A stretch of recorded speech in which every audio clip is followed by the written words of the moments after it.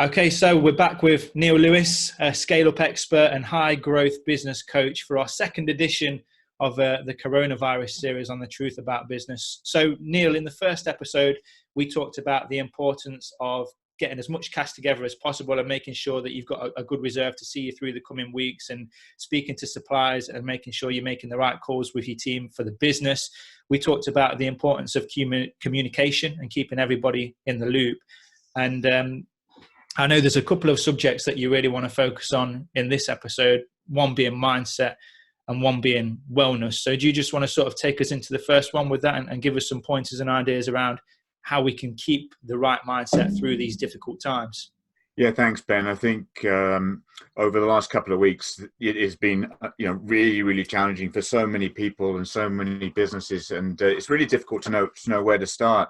But as we spoke about last week, cash, and it was so important that you had to do whatever you could to make sure your business survived. And I know a lot of you had to make some really, really hard decisions about maybe letting some of your team go, furloughing others, and all these things. But I think right now, okay, and all like the analogy of me using at the moment, it sort of feels like the storm has enveloped Everest, and really you can't see any further than your nose.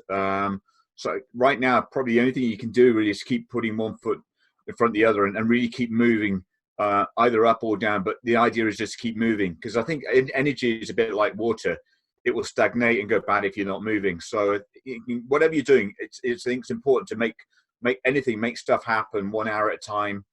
And what is the one thing that you can accomplish next? Take a break. Then what's the next one you can do? Just 1 hour at a time. And then if you haven't mapped out in front of you, what are the 8 or 10 things that you can do today? Maybe it's applying for some of the help from the banks, from the government, shooting a video, writing a blog, writing an email, but just then piece together all those positive wins. And really, guys, just try to shut out the negative news, because right now, all the news is just dominated by negative thoughts. And it's like anything, it's bad news that kind of, leads the media right now. And we could just get so disabled, so frozen with fear almost about what's going on. So I think that's the reason why in surviving in these uncertain times, that we need to make sure that first up, we have got and find our positive voice, find energy around us, surround ourselves maybe with positive people who can lift our spirits, lift our energy, and at the same time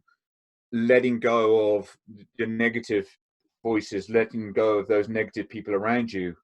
Because it's so priceless. I think that this whole area of being able to adopt this mindset, this positive mindset. So that's kind of what the angle I want to take today, Ben, is sort of going through this notion of sort of positive mindset. And right now, for a lot of people, it's also difficult because we're all having to social distance. But at the same time, that social distancing means that we're now entering a new age, and a new age almost of virtual connections.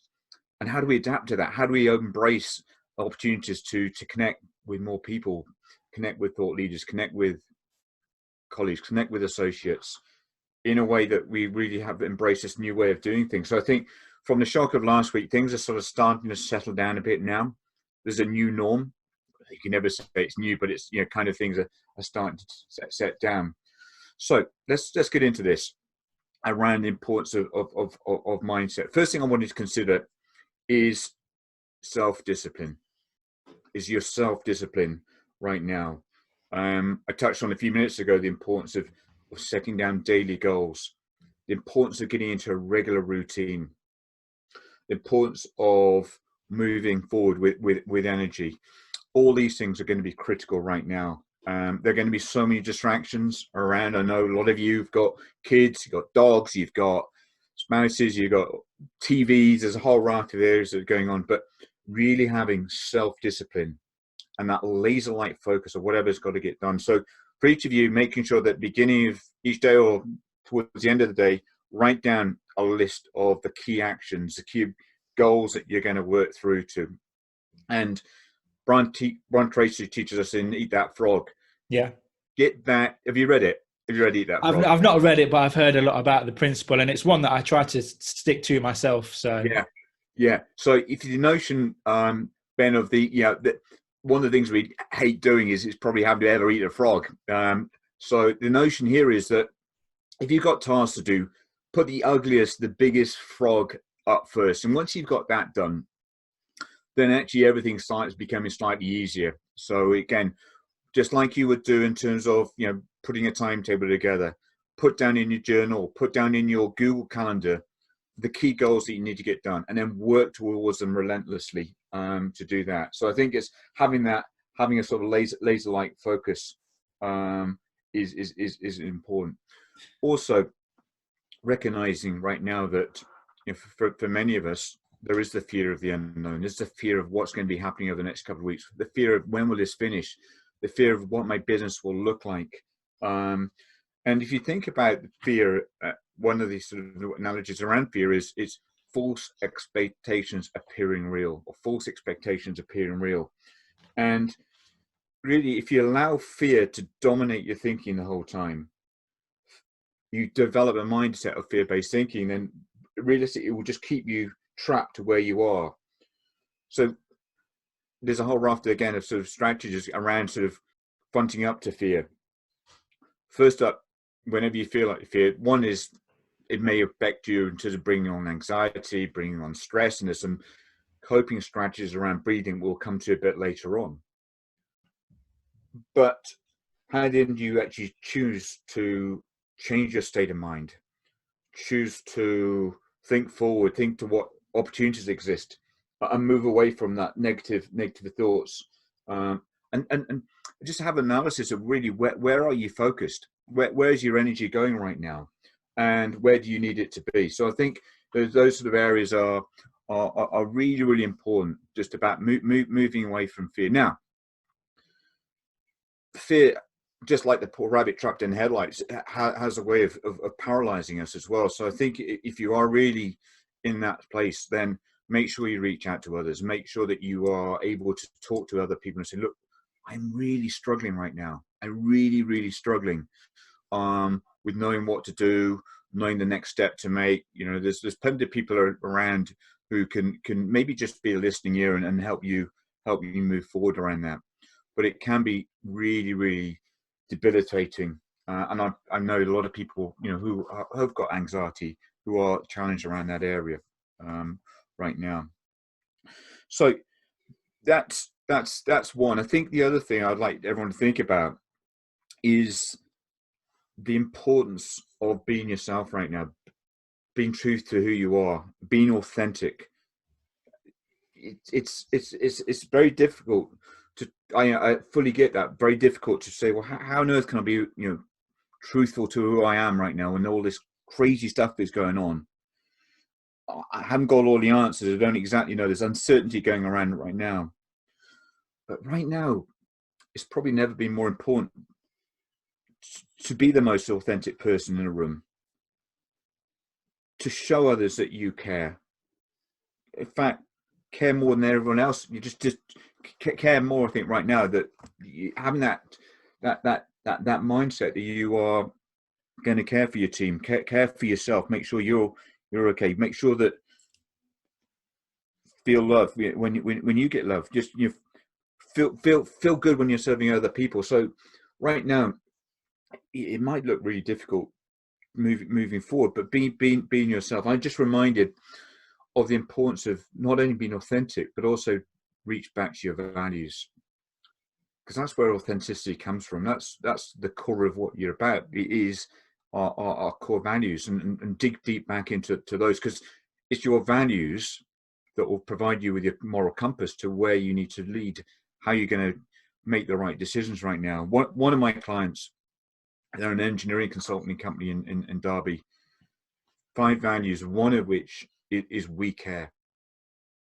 And they have kept coming back, not only to the 5 other values. One of around is excellence, but they keep coming back to this value, we care, and it governs how they're going to make big decisions. It governs how they're going to look after their employees. It governs how they're going to look after their clients. They genuinely care. So I think being authentic to who you are. The next thing I'll just think about around mindset, and surround yourself with mindset is, if you really struggle to do that, is sometimes either to go for a good walk and reset, get some inspirational music, find music that you kind of find uplifting, and yeah, get that to give you sort of the adrenaline, for want of a better word. Get some exercise inside you, or we'll talk about in a minute about meditation, finding ways of keeping a calm mind as well, and all these things. So I wanted to do that, and at the same time be resourceful. I think as we come out the other side of this, most people who are successful also are massively resourceful, do whatever it takes to get through this, and find answers, find solutions, find new ways of doing things, find new ways of learning, find new ways of connecting with people. They're very resourceful, and I'm absolutely convinced that those who are resourceful will come out much better versions of themselves. They'll look back and say, yeah, this is all horrible, but actually, I'm able to capitalize on the resources that are out there, capitalize on my connections, capitalize on my community, capitalize on my network. Resourceful. So let's just finish there. I think there's quite a long sort of area, Ben, just to sort of talk about in terms of the importance of the right mindset. Are there any questions or any thoughts or observations from what I've just gone through? No, I think you've given some really good insights there. Obviously, we've gone through quite a bit there, but in terms of maintaining a positive mindset, it's feeding your brain with positive materials, because it's like a sponge, isn't it? Your brain will soak in negativeness, and it will also give out negativeness. So if you're spending all day looking at the death counts and how many people have been infected, then that's also going to affect how you approach your business and your entrepreneurial outlook.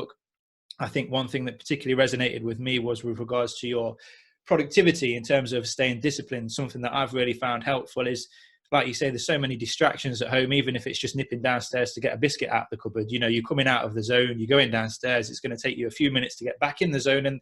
And that 30-second task of grabbing a biscuit has actually turned into 15 minutes of wasted time. So for me, I found really useful, and there's lots of information on how people should chunk their work, but just have hours where you turn off your phone, put it on airplane mode, providing that you don't need calls coming in, and just shut the door, have your drink, have your snack ready, and for an hour, just focus relentlessly on the task that you've got to do. And then once that hour's up, go make another tea, speak to the kids, grab a biscuit, take the dog round the block, and then sit back down and do it another hour. And if you can really condense your day into, like you said, certain time frames, and just focus on work during those time frames, but also have a list of priorities whereby you're dealing with the most important thing first and then moving on to the next, I think it's going to help people be far more productive, and you probably get far more done than you would have imagined working from home with all these distractions around us.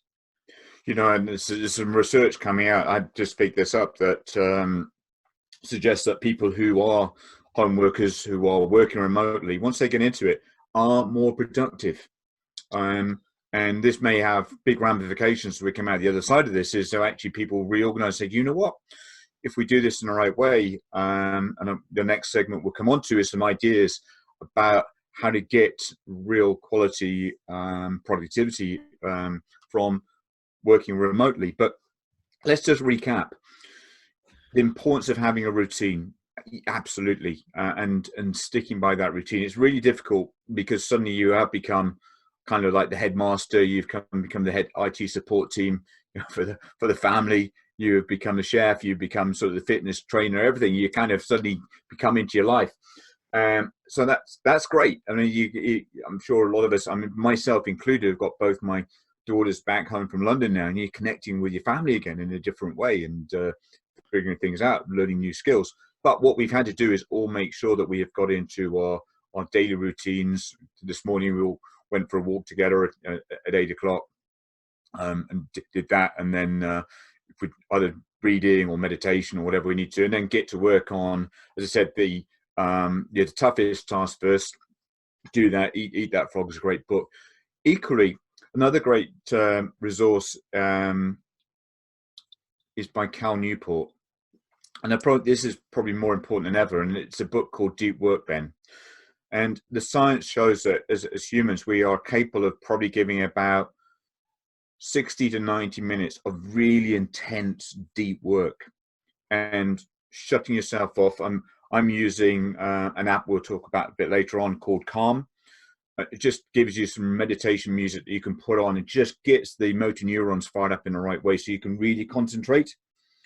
Do that for 60, 75 minutes of really deep, intense work. And as you're right, you say, take a break and then walk, get some fresh air, and then maybe do another slug of deep work at a time when you have got your maximum energy. So for a lot of people, that's in the morning. Do that then. Do all the deep work you need to do in the morning. And then in the afternoons is a time maybe to address emails, to make phone calls, to things that don't require so much concentration.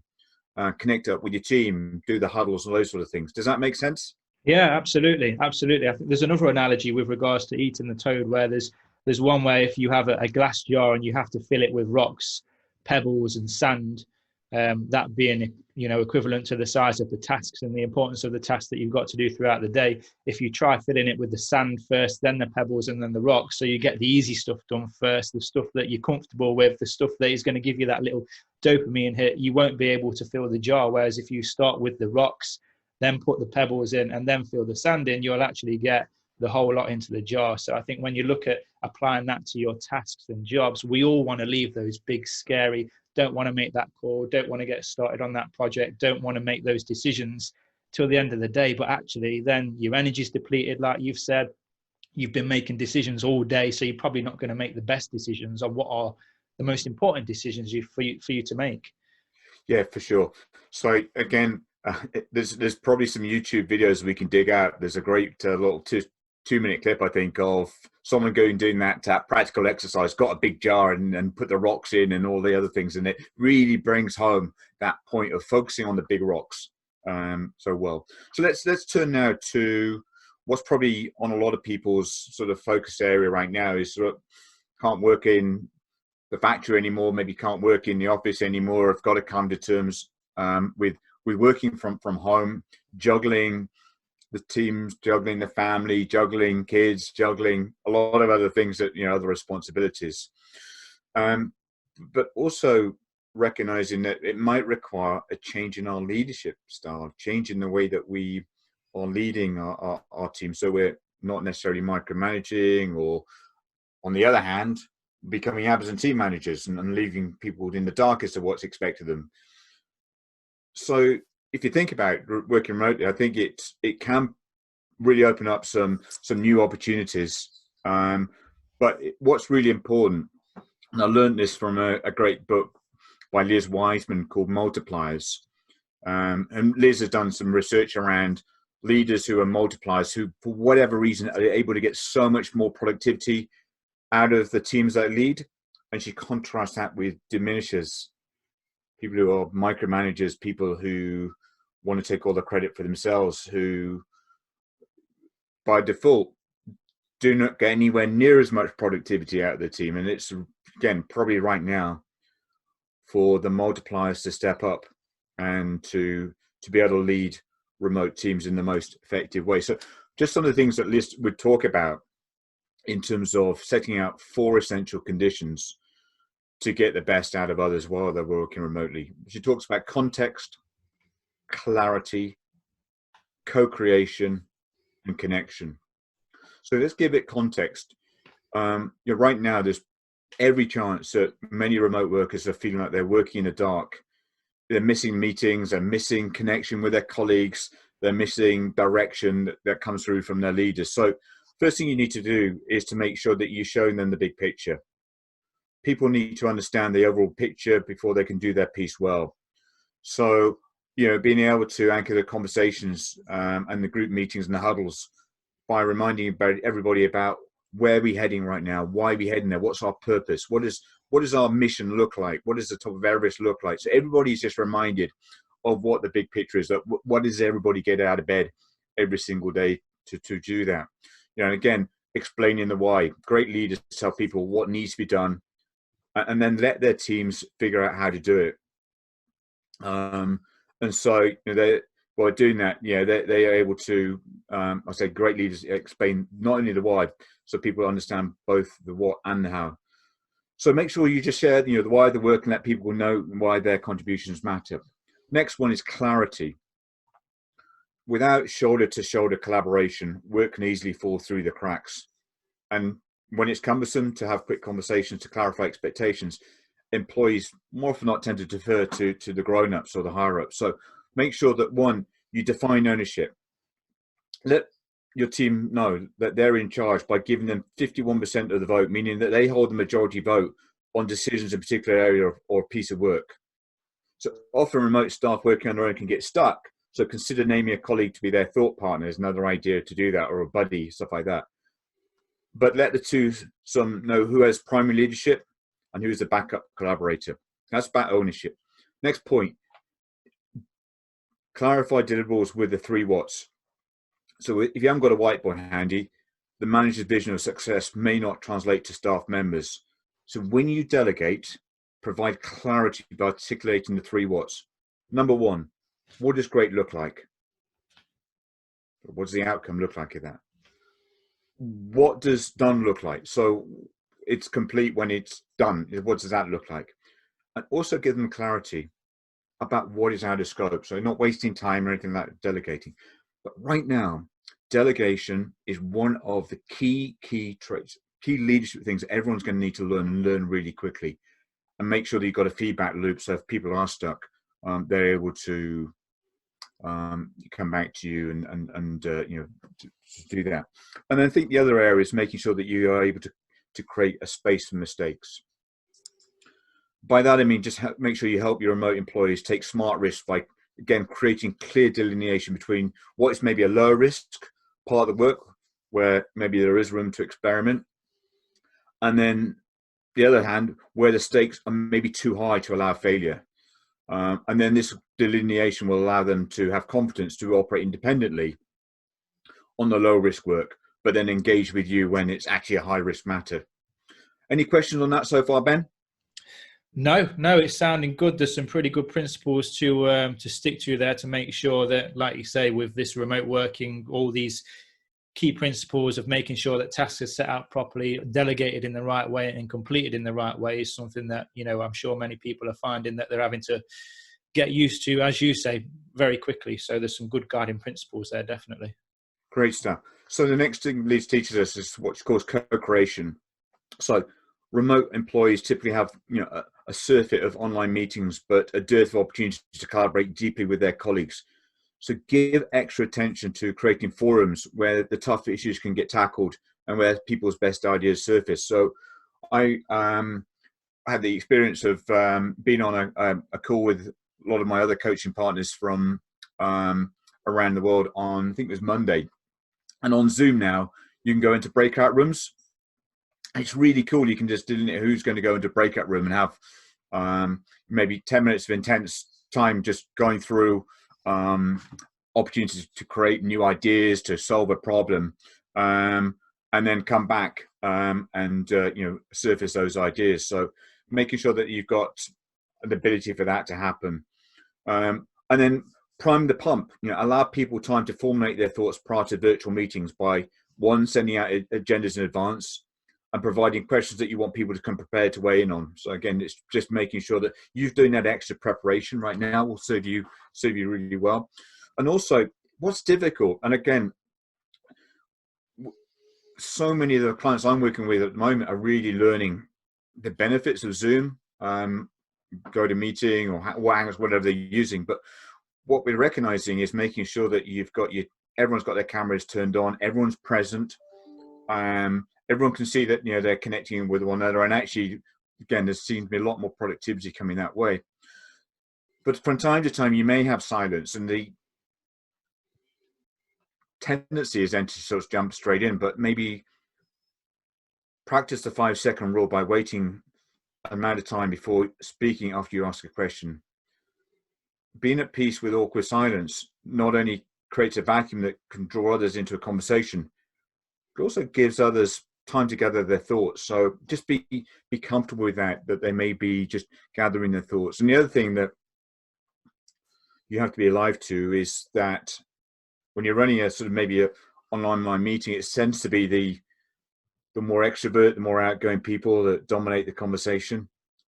So again, to make sure that you are bringing in everybody, it's the people who maybe are more introverted, more reserved, who've got the great ideas, but you just need to make sure you've got a structure to bring them in to do that.